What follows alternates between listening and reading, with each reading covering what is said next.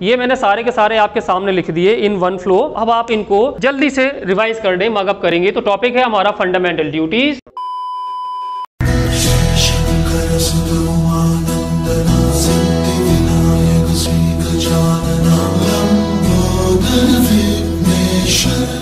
Hello students, स्वागत है आपका दीक्षांत इंस्टीट्यूट में। मैं हूं आपका मेंटर अनुज सिंह। आज का हमारा टॉपिक है फंडामेंटल ड्यूटीज, मौलिक कर्तव्य। सबसे पहले बताना चाहूंगा कर्तव्य क्या होते हैं। एक नागरिक का अपने देश के प्रति क्या कर्तव्य होता है कि उसको अपने देश के प्रति क्या क्या दायित्व है, उसके अपने देश के प्रति उसको क्या क्या काम करने चाहिए जिसके से उसके देश की तरक्की हो, उसके देश का भला हो, उसका देश अच्छे डेवलप्ड देशों की श्रेणी में आए। तो ये सभी क्या है, एक अच्छे नागरिक के कर्तव्य है।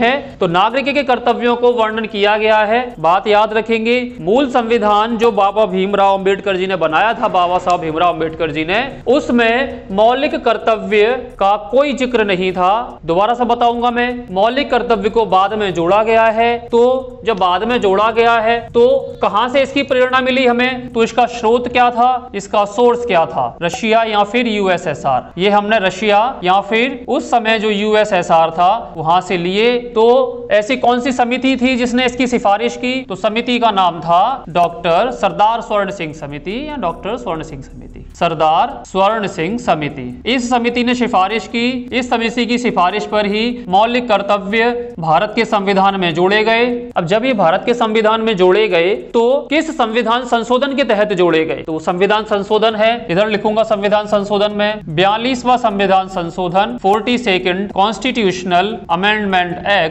कब आया ये, तो 1976 में आया, 1976 में आया। देखो बच्चों, 4 और 2 को ऐड करेंगे तो 6 बनेगा, 4 और 2 ऐड करेंगे तो क्या बनेगा, 6 बनेगा। तो 1976 में ये कॉन्स्टिट्यूशन अमेंडमेंट एक्ट आया। अच्छा, जब ये हमने संविधान में चेंजेस किए हैं तो किस आर्टिकल में चेंजेस किए हैं, किस पार्ट में चेंज किए हैं, तो पार्ट आएगा यहाँ पे, पार्ट कौन सा था, 4th A। जब पार्ट 4th पढ़ेंगे, पार्ट 4th में लिखा है डीपीएसपी। क्या लिखा हुआ है, डीपीएसपी। ठीक है, तो डीपीएसपी क्या है, राज्य के कर्तव्य है, नीति निर्देशक तत्व या DPSP, directive principles of state policy. DPSP वो किसके कर्तव्य हैं, वो एक राज्य के कर्तव्य हैं, देश के प्रति राज्य के कर्तव्य हैं, अपनी पब्लिक के प्रति, अपनी जनता के प्रति। तो ये क्या है, नागरिक के कर्तव्य हैं। तो यहाँ पे किसमें भाग कौन सा है, 4th A।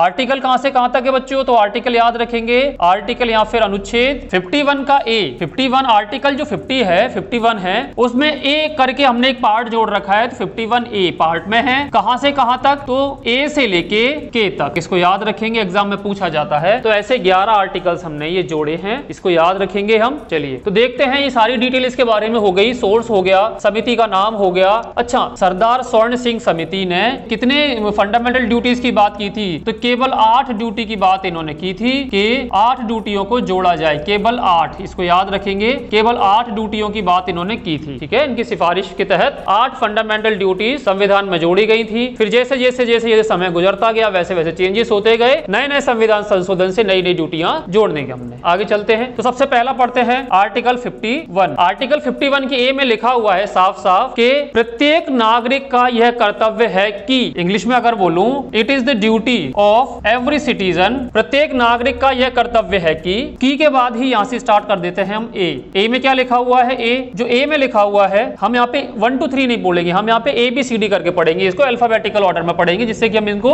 लिंक कर सकें। लिंक ही सबसे बड़ी चीज है। तो हम पहले पढ़ेंगे ए में क्या लिखा है, ए में लिखा हुआ है कि to abide by the constitution, हमें अपने संविधान के प्रति प्रतिबद्ध रहना है। To abide by the, English में लिखूंगा, ठीक है, कॉन्स्टिट्यूशन में जो नोबल आइडियाज हैं उसके प्रति, आदर्श जो संविधान के जो आदर्श हैं उनके प्रति। अच्छा, नेशनल फ्लैग के प्रति, नेशनल एंथम राष्ट्रगान के प्रति, तथा नेशनल इंस्टीट्यूशन जो संस्थाएं हमारे संविधान में, जिन संस्थाओं का वर्णन किया गया है उनके प्रति हमें प्रतिबद्ध रहना पड़ेगा, ये बोला गया है इसमें। ए के बाद आता है बच्चों बी में क्या बोला गया है, बी में बोला गया है we have to follow and cherish the noble ideas which inspired our national struggle for freedom, यानी ऐसे उच्च आदर्श, यानी ऐसे नोबल आइडियाज, पूरा नहीं लिखूंगा, noble ideas which inspired our national struggle for freedom, हमें आजादी दिलाने के लिए जिन जिन उच्च आदर्शों ने प्रेरित किया है, उन उन उच्च आदर्शों को अपने दिल में संजोए रखना है और उनका प्रचार प्रसार करते रहना है। ये इसमें लिखा हुआ है बी में। बी में क्या लिखा हुआ है? बी में लिखा हुआ है कि जो बेस्ट, बी में क्या लिखा है? बी फॉर बेस्ट, कि जो बेस्ट नोबल आइडियाज हैं जिन्होंने हमारी नेशनल स्ट्रगल, फ्रीडम की नेशनल स्ट्रगल को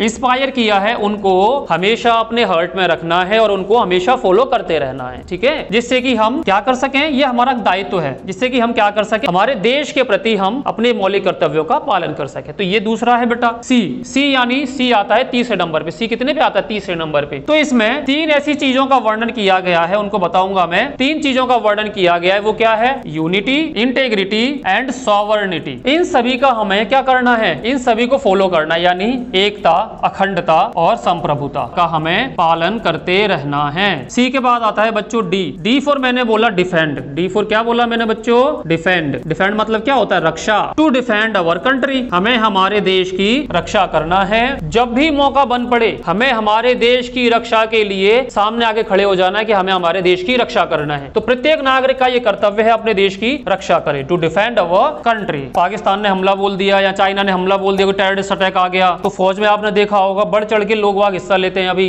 अग्निवीर करके भी जो अभी भारत सरकार ने योजना चलाई है, उसके प्रति भी देखो कितना ज्यादा रुझान है बच्चों में। तो देश की रक्षा करना भी हमारा एक कर्तव्य है, दायित्व है। ठीक है, इसको याद रखेंगे। डी। डी के बाद आता है बच्चों ई। बहुत इंपॉर्टेंट है ई। ई यानी कितने पे आता है? ई 5। ई आता है 5 पे, यानी क्या? 5 फिंगर्स। 5 फिंगर्स। देखो इधर, इसको समझना बहुत जरूरी है। 5 फिंगर्स यानी हिंदू, मुस्लिम, सिख, ईसाई, पारसी, जैन, बुद्ध वगैरह, ये सभी मैं बोलता हूँ 5। एक हाथ की 5 उंगलियां हैं। तो क्या करना है हमें? हमारे देश में जितने भी लोग वाग रह रहे हैं उन सभी लोगों को एक करके रखना है। क्या करके रखना है? एक। 5 उंगलियां, इन 5 उंगलियों को एक करके रखना है। ठीक है, तो इसमें क्या है? टू प्रमोट हार्मनी, मतलब सौहार्द और भाईचारा बना के रखना है। ये हमारा दायित्व है कि हम आपस में ही कहीं ना लड़ने लग जाए, तो हमें क्या रहना है? एकजुट होकर रहना है। तो एकजुट होकर रहना है मतलब 5 उंगलियां एकजुट होकर रहना, यानी 5 फिंगर्स। ठीक है, इसको याद रखेंगे। To promote harmony and spirit of common brotherhood. जो कॉमन ब्रदरहुड की जो स्पिरिट है, जो भावना है, इसको क्या करना है? इसको एनहांस करके रखना है। इसका हमेशा हमें पालन करना है, इसको हमेशा हमें फॉलो करना है। अमंग ऑल रिलीजन, अच्छा सभी धर्म के प्रति तो हमें एक होकर रहना ही रहना है। इसमें यह भी लिखा हुआ है कि हमें महिलाओं की भी इज्जत करनी है, यानी महिलाओं का सम्मान या रेस्पेक्ट फॉर वीमेन। इसके बारे में बात यही कही गई है। ई के बाद आता है बच्चों एफ। अब देखो 5 फिंगर्स जब एक हो गई तो एक क्या बना? एक हाथ बना। एक हाथ बना या फिर एक राष्ट्र बना। तो यहाँ पे हम क्या बोलेंगे? जब सब लोग एक हो गए, ई के बाद एफ, तो फर्स्ट में क्या आता है? फर्स्ट में आता है कंट्री। क्या आता है? कंट्री। तो यहाँ पे क्या लिखना है? तो to promote cultural heritage. Cultural heritage को बनाए रखना है और इसको क्या करना है? कल्चरल हार्मनी जो है इसको हमें बनाए रखना है। यहाँ पे हम लोग सब एक हो गए। एक होने के बाद में महिलाओं की इज्जत, महिलाओं की रेस्पेक्ट करने की बात की हमने। दूसरे में हमने एफ में बात की है, हमें हमारी कल्चरल हेरिटेज को और कल्चरल हार्मनी को हमें हमेशा बरकरार रखना है। ठीक है, तो तभी हमारा देश एक हो पाएगा। एफ मतलब to promote the cultural heritage and cultural harmony. ठीक है, चलिए एफ के बाद आता है बच्चों जी। जी फॉर आया है बच्चों, यहाँ पे मैंने लिंक किया है इसको ज्योग्राफी से। तो हमें यहाँ क्या करना है? हमें यहाँ जो करना है वो ये है कि to safeguard our forest, जंगल, रिवर, जितनी भी ज्योग्राफी से चीजें हैं, लेक, वाइल्ड लाइफ, इन सभी को हमें प्रिजर्व करना है और सेफ गार्ड करना है। ठीक है, तो जी जी याद हो गया। जी जी मतलब ज्योग्राफी। ज्योग्राफी में क्या आते? पेड़, पहाड़, पौधे है, जंगल, जंगली जानवर वगैरह, झरने, ये सभी आते हैं। जी। जी के बाद आता है बच्चों बहुत इंपॉर्टेंट है एच। एच मतलब ह्यूमन। मैंने इसको लिंक किया है। एच मतलब ह्यूमन। ह्यूमन मतलब मानव। हम इंसान कब बनते हैं? इंसान और जानवरों में क्या अंतर है? कि इंसान की एक वैज्ञानिक सोच होती है। इसमें क्या लिखेंगे हम? To develop scientific temper. हमें हमारा साइंटिफिक टेम्परामेंट बढ़ाना होगा। और स्पिरिट ऑफ इंक्वायरी जो है, इंक्वायरी की जो स्पिरिट है, किसी भी चीज की पूछताछ करने की, किसी चीज को जानने की जो जिज्ञासा है, इनहांस करना पड़ेगा, इसको डेवलप करना पड़ेगा। To develop scientific temper and spirit of inquiry, यानी हमें हमारे साइंटिफिक टेम्पर को और स्पिरिट ऑफ इंक्वायरी को डेवलप करके रखना पड़ेगा, तभी तो हम इंसान बनेंगे। बनेंगे नहीं बनेंगे। ठीक है, तो क्या है यहाँ पे? यहाँ पे है वैज्ञानिक सोच। यहाँ पे क्या हिंदी में अगर लिखना चाहूं मैं तो वैज्ञानिक सोच को विकसित करना पड़ेगा। ठीक है, वैज्ञानिक सोच जब तक विकसित नहीं होगी तब तक कुछ नहीं हो सकता। यहाँ पे क्या है? यहाँ पे है ज्योग्राफी यानी पारिस्थितिकी या फिर एनवायरनमेंट। ठीक है, यहाँ पे देख लेंगे इसको। ठीक है, चलो एच के बाद आता है बच्चों आई। आई को किससे लिंक किया है मैंने? आई को मैंने लिंक किया यहाँ पे इनकम से। इनकम कैसे आएगी? जब हमारी प्रॉपर्टी होगी, प्रॉपर्टी की इनकम। यानी हमें क्या करना है? To preserve the places of national importance, यानी राष्ट्रीय महत्व की जो भी धरोहर है उनको हमें बचाना है, उनका हमें संरक्षण करना है, उनका हमें विकास करना है। ठीक है, क्यों? तभी तो हमारे देश का नाम ऊंचा होगा। जैसे हमारे देश में क्या देखने के आते हैं लोग? ताजमहल, ताजमहल देखने आते हैं। अब सोचो ताजमहल का क्षरण होता जा रहा है तो फिर ताजमहल सुंदर ही नहीं लग रहा है इतना, तो कौन देखने आएगा फिर? तो हमें क्या करना है? हमारे नेशनल इंपोर्टेंस के जो हेरिटेज है, जो मॉन्यूमेंट्स हैं, तो places of national importance and monuments, इन सभी को क्या करना है हमें? इन सभी को, राष्ट्रीय धरोहर की जो चीजें हैं, इन सभी का हमें संरक्षण करना है, बचाए रखना है। ये सब किसमें है? आई में। इसी से तो इनकम होगी, इनकम इसी से होगी ना। नेशनल इंपोर्टेंस की जो चीजें हैं, राष्ट्रीय धरोहर की जो चीजें हैं, उन सभी का हमें संरक्षण करना है। आई के बाद आता है बच्चों जे। जे को मैंने लिंक किया है यहाँ पे जन से। जे यानी जन, जे यानी जन के जन जन का यह दायित्व है कि देश को बुलंदियों तक ले जाए, अकेले या फिर मिलजुल के।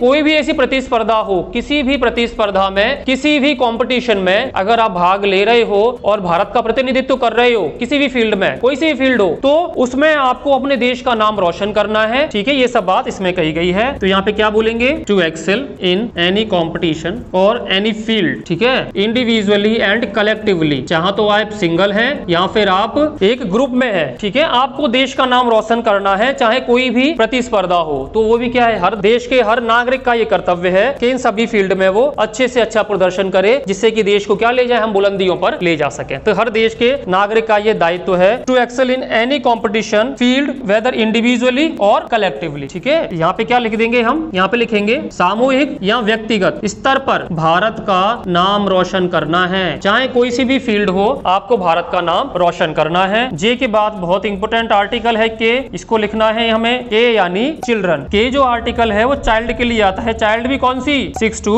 14 ईयर्स वाली चाइल्ड। तो यहाँ पे इस आर्टिकल में साफ साफ कहा गया है कि it is the duty of every parents और guardians to provide free and compulsory education to their wards और चिल्ड्रन। ठीक है, कौन सा age group? 6 to 14 years of age group. ठीक है, तो इसमें लिखूंगा मैं ड्यूटी ऑफ एवरी पेरेंट्स और guardians to provide education to their children in the age group 6 to 14 years. इस एज ग्रुप के जो बच्चे हैं उनको हमें एजुकेशन प्रोवाइड करवाना है। सीधी सीधी बात यहाँ कही गई है। तो ये कब आया? ये आया 86 कॉन्स्टिट्यूशनल अमेंडमेंट एक्ट, जो कब पारित हुआ बच्चों? 2002 में पारित हुआ। लेकिन ये डेट पूछी गई एग्जाम में, इफेक्टिव कब हुआ? 1 अप्रैल 2010 को ये इफेक्टिव हुआ है। इस बात को याद रखेंगे हम। 1 अप्रैल 2010 से ये नियम लागू हुआ है, राइट टू एजुकेशन। ठीक है, चलो ये मैंने सारे के सारे आपके सामने लिख दिए इन वन फ्लो। अब आप इनको जल्दी से रिवाइज करने मगअप करेंगे। तो टॉपिक है हमारा फंडामेंटल ड्यूटी। सोर्स क्या है? Russia, USSR. कब जोड़ा गया? 1976 में जोड़ा गया। 42nd कॉन्स्टिट्यूशन अमेंडमेंट एक्ट था। पार्ट कौन सा था? तो 4th ए पार्ट था। आर्टिकल कौन सा है? तो आर्टिकल इसमें 51A से 51A का स्मॉल ए से के तक इसमें पार्ट है। 11 आर्टिकल्स इसमें दिए हुए हैं। तो फर्स्ट में क्या है? 51 का ए जो मेन आर्टिकल है वो क्या है? It is the duty of every citizen. कि क्या ड्यूटी है? वो सारे आपके सामने है। To avoid by the constitution, constitution के प्रतिबद्ध रहना है, कॉन्स्टिट्यूशन के प्रति। इसके नोबल आइडियाज जो भी इसमें आदर्श है, इसके जो नोबल आइडियाज है उसको, इसके राष्ट्रीय ध्वज को, राष्ट्रीय एंथम को, राष्ट्रगान को, और जो नेशनल इंस्टीट्यूशंस है इन सभी को हमें क्या करना? रेस्पेक्ट करना है। ठीक है, फर्स्ट हो गया। सेकंड में बोला गया है ऐसे आदर्श, उच्च आदर्श जिन्होंने हमें आजादी दिलवाई है, आजादी की प्रेरणा हमें जहां से मिली है, उनका हमें जीवन पर्यंत पालन करते रहना है। सेकंड, बेस्ट आइडियल्स हो गए। बी से बेस्ट आइडियाज, सी से यूनिटी, इंटीग्रिटी और सॉवरेनिटी। ठीक है, 3 हो गए। डी से डिफेंड, डी यानी डी से डिफेंड। ई मैंने क्या बोला था? पांचों को एक होके रहना, यानी हमें हमारे कल्चर की, हमें हमारे रिलीजन्स को एक करके रखना है, एक दूसरे के रिलीजन की रेस्पेक्ट करना है। ठीक है, प्लस महिलाओं की भी रेस्पेक्ट करने की बात इसी में ही कही गई थी, रेस्पेक्ट फॉर द वुमेन। यही बात ये भी कही गई। 5 हो गए। अब जब 5 हो गए तो 5 के बाद क्या आएगा? फर्स्ट। 5 होने के बाद में पहली बात क्या आती है कि हमारा देश। हम जब 5 एक हो गए उसके बाद देश की बात करेंगे। पहले एक होना है हमें, उसके बाद देश की बात की, फिर क्या आ गया? हमारा देश। फर्स्ट में क्या है? हमारा कंट्री। एफ से फर्स्ट यानी हमारा country. To promote the cultural heritage and cultural harmony of our country, ये हमारा काम है। ऑफ अवर कंट्री लिख लो, लिखना हो तो ऑफ अवर कंट्री। ठीक है, ये हो गया बात। अब जी यानी मैंने बताया ज्योग्राफी, तो ज्योग्राफी आपको पता है क्या? एच, जी के बाद एच, एच यानी ह्यूमन। एच में क्या बताया मैंने? एच में आपको ह्यूमन बनना है। To develop scientific temper and spirit of inquiry, तो यहाँ पे आपको क्या बनना है? एक ह्यूमन बनना है। ठीक है, स्पिरिट ऑफ साइंटिफिक टेम्पर और स्पिरिट ऑफ इंक्वायरी को आपको डेवलप करना, तभी तो आप बनोगे ह्यूमन। ठीक है, तो H for human, I for income, income कहां से, प्रॉपर्टी से। कौन सी प्रॉपर्टी, जो नेशनल मॉन्यूमेंट्स है हमारे, नेशनल इंपोर्टेंस के जो हमारे इंस्टीट्यूशंस हैं, इनको हमें क्या करना है, फॉलो करते रहना है, राष्ट्रीय धरोहर को बचाए रखना है, संरक्षण करते रहना है। इसमें किस में लिखा हमने, आई में। जे में क्या है, जे में कि जन जन का यह दायित्व है कि वो सामूहिक तरीके से तो है ही है, व्यक्तिगत तरीके से भी देश को बुलंदियों की शिखर तक ले जाए। चाहे कोई सा भी कंपटीशन हो, कोई सा भी प्रतिस्पर्धा हो, हमारे देश को इंडिविजुअली और कलेक्टिवली हमें एक्सेल करते रहना है। ठीक है, के में बताया मैंने, हर पेरेंट्स का यह कर्तव्य है कि अपने 6 से 14 वर्ष के बच्चों को शिक्षा प्रोवाइड कराई जाए। तो ये किसमें दिया हुआ है, के राइट टू एजुकेशन, के right to education. 86th constitution amendment act था, कब आया, 2002 में आया। क्या इफेक्टिव, कब से इफेक्टिव हुआ, लागू कब से हुआ, तो 1 अप्रैल 2010 से लागू हुआ। इसको याद रखेंगे, एग्जाम में बहुत बार आया हुआ है। ठीक है बच्चों, तो ये आज का हमारा टॉपिक था फंडामेंटल ड्यूटीज। ठीक है, आज के लिए इतना ही करते हैं। टॉपिक के रिगार्डिंग, वीडियो के रिगार्डिंग कोई आपको प्रॉब्लम है तो आप हमें कमेंट कर सकते हैं। धन्यवाद।